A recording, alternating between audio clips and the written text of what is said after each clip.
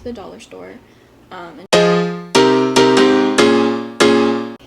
So I recently went to the dollar store and just picked up a bunch of their new gardening things, and I want to do 2 DIYs today.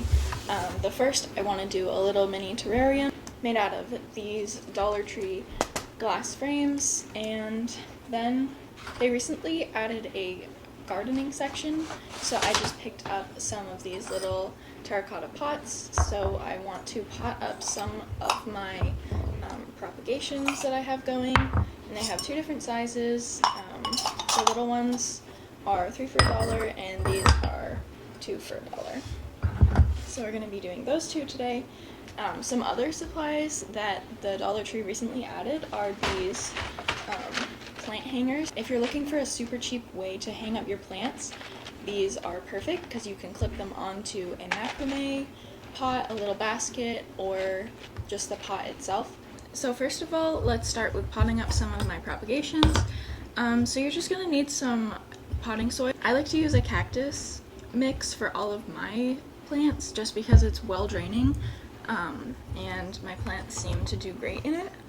So all I got was some of these pots, and then if you personally don't have a place to go outdoors or somewhere where it's easy to clean up, I like to take a paper bag and just cut it so I can lay it flat across my surface so I don't get dirt everywhere, and it's just a lot cleaner. You can just wrap it up and throw it away after. For all of my... Hey you, get down. Go, Maya.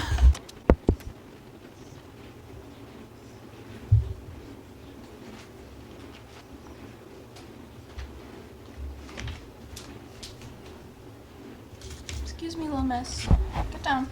Today I'm just going to be potting up my heartleaf philodendron cutting, my Cebu blue pothos that I've been propagating, this Fittonia with very big roots, that's definitely ready, and I might be able to fit in this begonia as well. So let's get right into that. So I'm just going to fill up my little pot, and once I have that, I'm just going to stick this in right about halfway up the stem, and then we're all set. And Fittonias, they like to tell you when they want to be watered. So my larger plant, it gets completely bent over and droopy when it needs to be watered. So that's a really good starter plant if you're worried about overwatering your plants. I'm just gonna fill this up around there.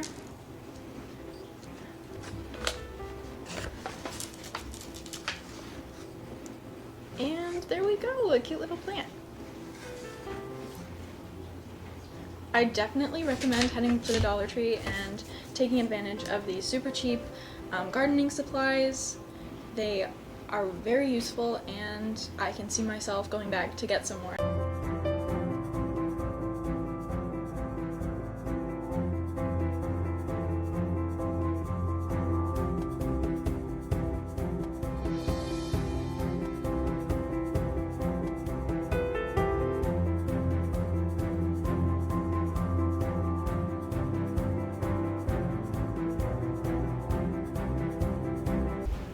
So that is all the props that I will be potting today, and my number 1 tip is that if you don't like the way that the plant is situated in the pot, just feel free to repot it, mess around with it until it makes sense to you.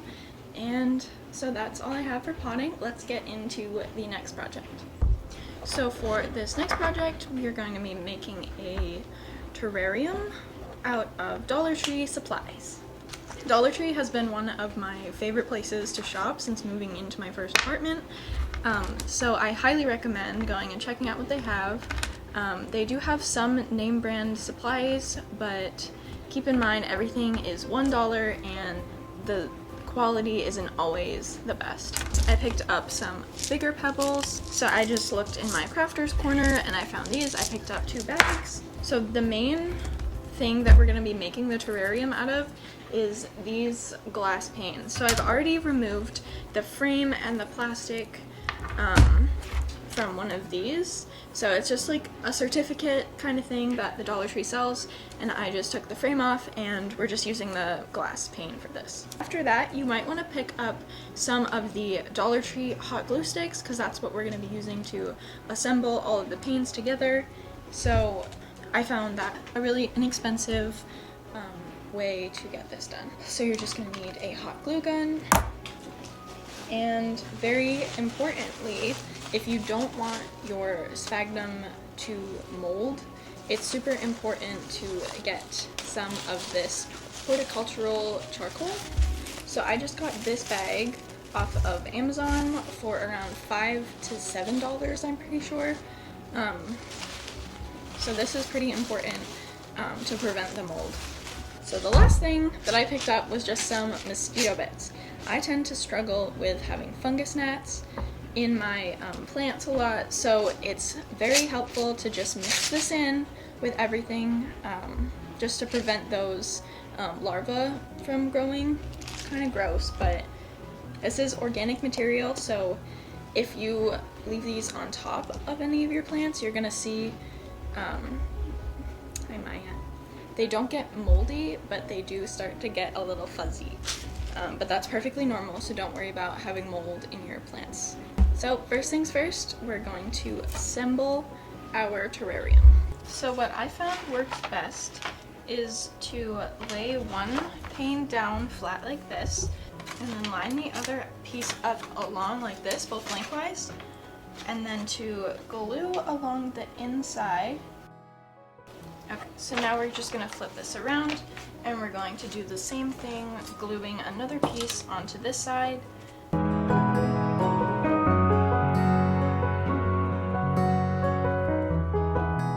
Okay, so we're just going to let this dry and then work on the bottom. So now that this is dry, just stand this up, and this is our body. So since I am not able to cut glass, I just line it up like this, and then this will be our bottom and top. So I just make sure that it's even on both sides, and then I'm gonna glue all the way around on the underside of this.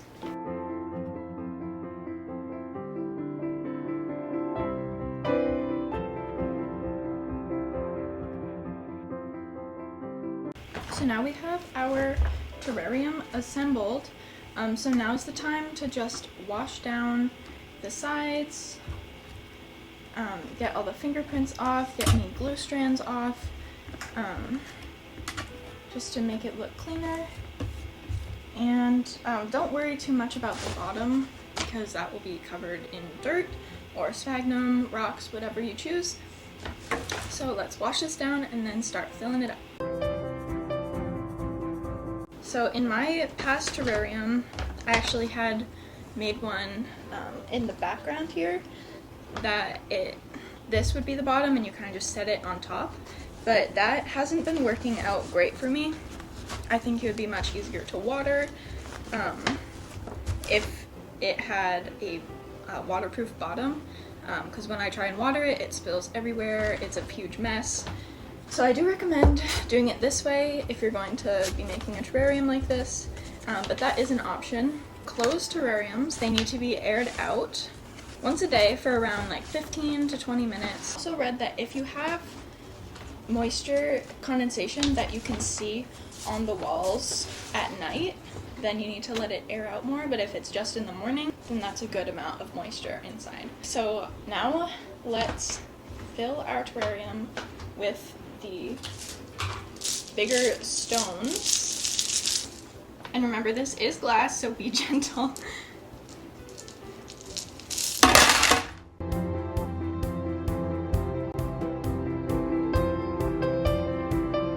So I did just add in some of the horticultural charcoal, and next I think I'm going to keep this as a another sphagnum terrarium. That way I can root my plants in it easier. I just like sphagnum more as a growing medium, so I'm just going to take a bunch of this and sprinkle it all around. This is not moistened yet, so we will need to spray this afterwards. So this bag of sphagnum moss that I got off of Amazon, this bag was roughly $5 and it's lasted me actually a really long time. I have a few grow boxes, and yeah, I think this is the best bang for your buck. I can link all of these products that I have down in the description box below. Then next I will be adding some mosquito bits on top, just so I can control the fungus gnats better, because I know somehow they will get into here and they will start breeding, and this is going to be the perfect place for them to grow. So we're just going to sprinkle some mosquito bits. You don't need a lot. And one of these containers off Amazon, I might have got this for $10 to $12, and yeah, it should last a super long time. So I'll link this in the description also. So this is our finished terrarium setup.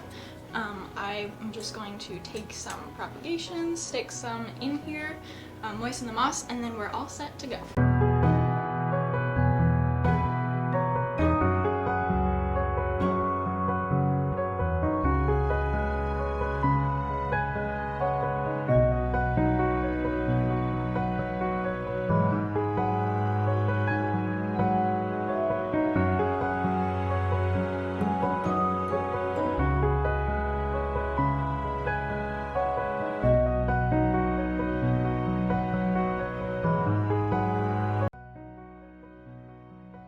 And I hope that you are able to run to your nearest Dollar Tree and try some of these DIYs out. And if you're enjoying this channel, please don't forget to comment down below what you would like to see from me next.